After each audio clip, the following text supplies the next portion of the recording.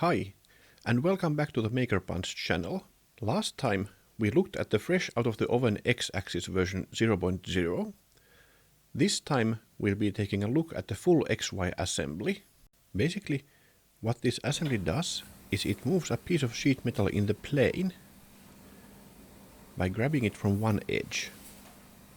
The X-axis is along that edge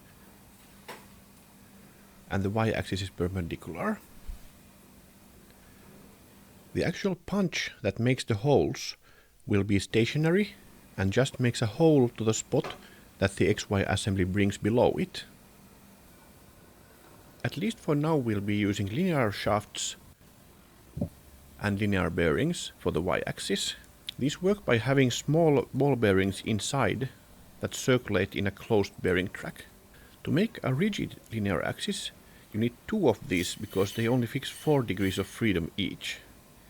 They fix these 2 translations and these 2 rotations,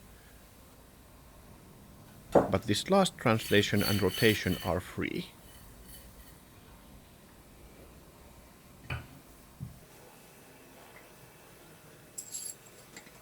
To move the carriage around, we add a lead screw.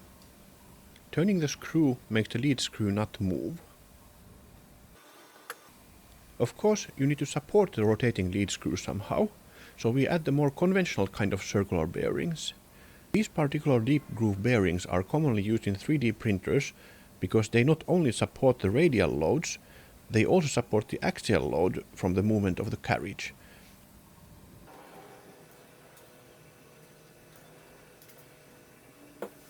And finally, we need a stepper motor to turn the screw.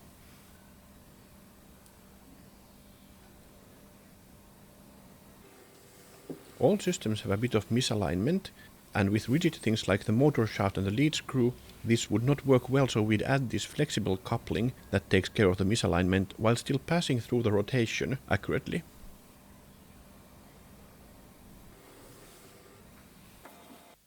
Looking at the big picture, this is a pretty standard axis configuration that you'll find in a lot of 3D printers and other CNC machines, and because of the volume it has become really cheap to use in a design. Next, we need to attach all these parts to some supporting brackets.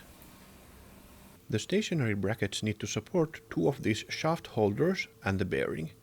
The plan is to make the final product version of these brackets from sheet metal so that you can make them using the MakerPunch itself.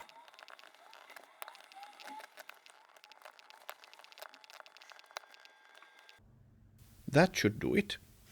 However, as it happens, I don't have a good way of CNC cutting sheet metal right now, so for the first prototypes we'll be 3D printing the supports. After a little drafting in Fusion 360, this is what we get. The prototype will be a lot less rigid and the punching much less precise, but that's fine at this point. By the way, I'm still trying to figure out how to make the fastest printing but still reasonably rigid objects. If you happen to have any tips, please feel free to share them in the comments below.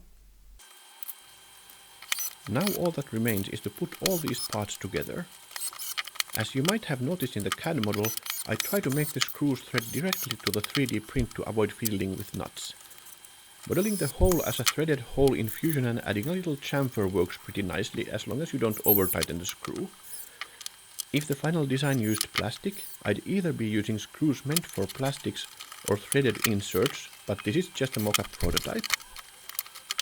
When assembling an axis like this, you should always leave the screws a little loose and tighten them just in the end to ensure you get the alignment right. Once again, this is a prototype, so we know there are lots of things that still need to be changed. The point of a prototype is to find out what silly mistakes you have made as fast as possible.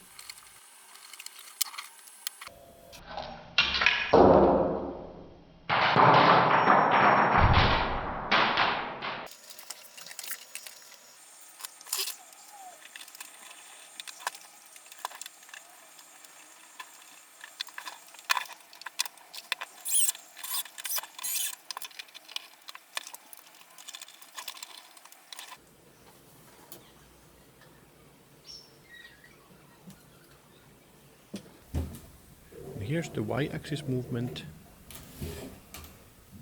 and here's the X-axis movement using this stepper. But there's a little problem. I'll make a temporary frame with some feet for next time to be able to move it for real and not have it tip over. That's all for now, and thanks for watching.